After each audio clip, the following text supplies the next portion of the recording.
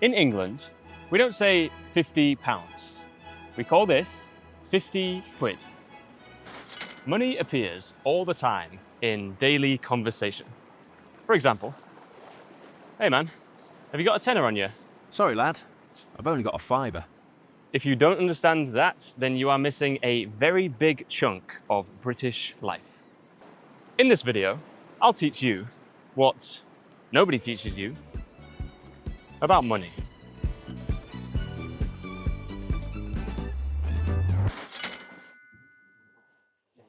This is a £1 coin, but what do British people call it? We call it a quid. 1 quid equals £1. But what if there are two? We don't say quids, there is no S, so it's just 1 quid, 2 quid, 3 quid, 4 quid. But what about 5 quid? 5 quid is a fiver.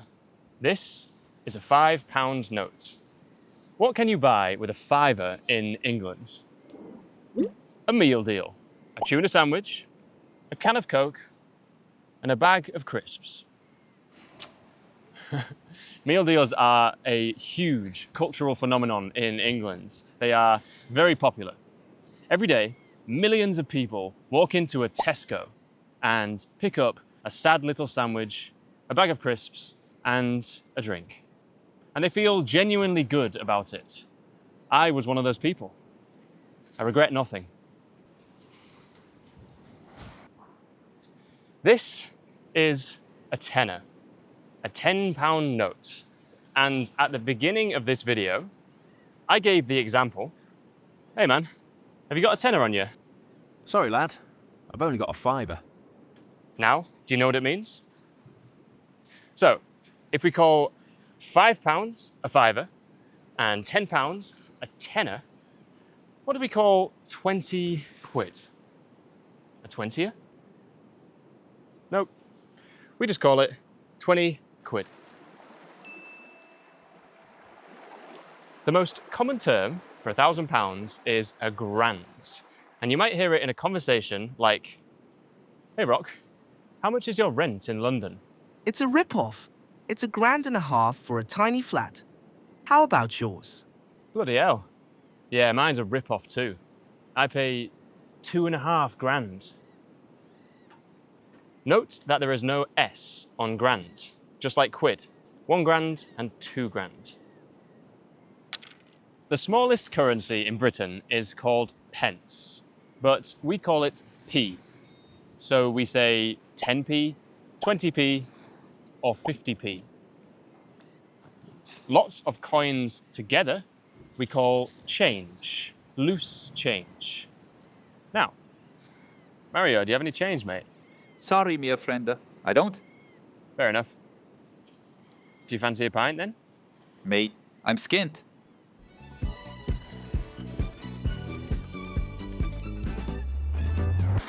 You might know the word broke, which is the standard universal term for having little money. But in Britain, we like to do things differently. We say skint. I'm skint. It means I've got very little money. Skint is a top slang word in the UK. All right, mate. You look a bit rough. I'm skint, mate. Can't afford a beard trim. Fair enough. If you started saying skint, I guarantee you natives would be very impressed with your English. But what is the opposite of skint? So if skint means having little money, then loaded is the opposite. I am loaded. It means I've got a lot of money.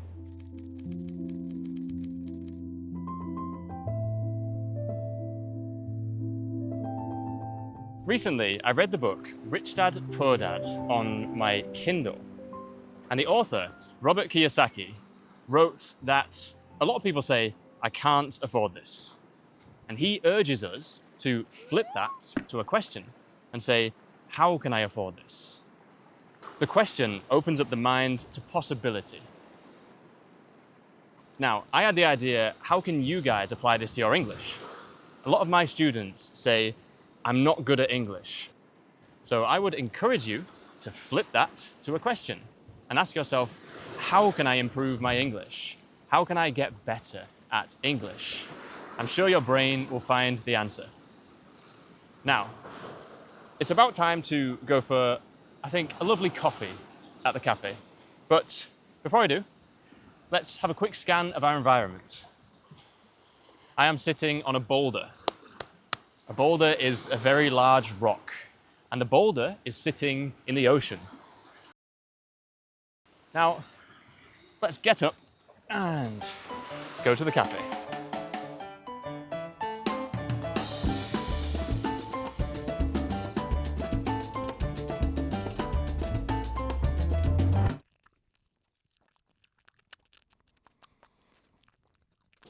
Huh.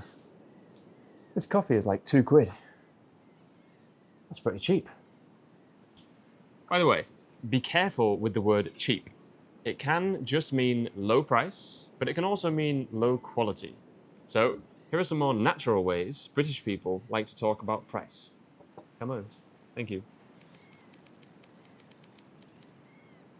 The coffee has arrived, and the price of these coffees was reasonable. It was quite affordable. In fact, these coffees were a bargain. A bargain is my favorite way to say something that is cheap in a positive way.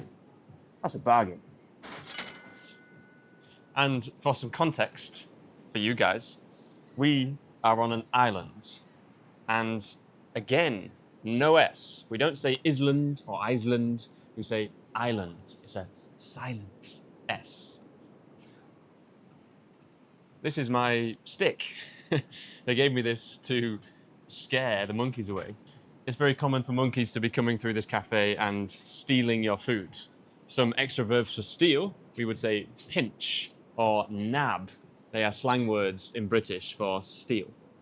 Where are you in the world right now? Let me know in the comments. I am curious. So if a bargain is a positive way of saying something is cheap, then the opposite of that is a rip-off, a bloody rip-off. Now, a rip-off is when something is expensive and you're a little bit annoyed about it as well. It's a rip-off. Now, some alternatives to rip-off are pricey or steep. That's a bit steep. Now, I don't want the monkeys to steal my food, so let's dig in. Let's start eating. After eating, you can ask, "Excuse me, can I have the bill, please?" After that, you might want to split the bill with your friends. Now, I've seen a lot of English teachers teaching "let's go Dutch," the English idiom. But honestly, no one says that. No one says "let's go Dutch." So here are some more natural phrases that English speakers use. Shall we go halves?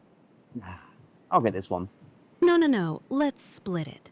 Peach, honestly, don't be silly. It's my treat. It's on me. Oh, Jay, you're such a gentleman. Right, now, let's play a little game. I'm gonna flip this coin. You can choose heads or tails. Heads, I win. Tails, you lose. Heads, I win. If you want to win and succeed at English, on sproutlanguage.com, you can now do real-life roleplay conversations with JI. You can practice in a restaurant, in a cafe, in a hotel, and many more. Try it now for 7 days free and invest in your greatest asset, which is your mind. Thank you for watching. Hope you have a beautiful day. I'll see you next time.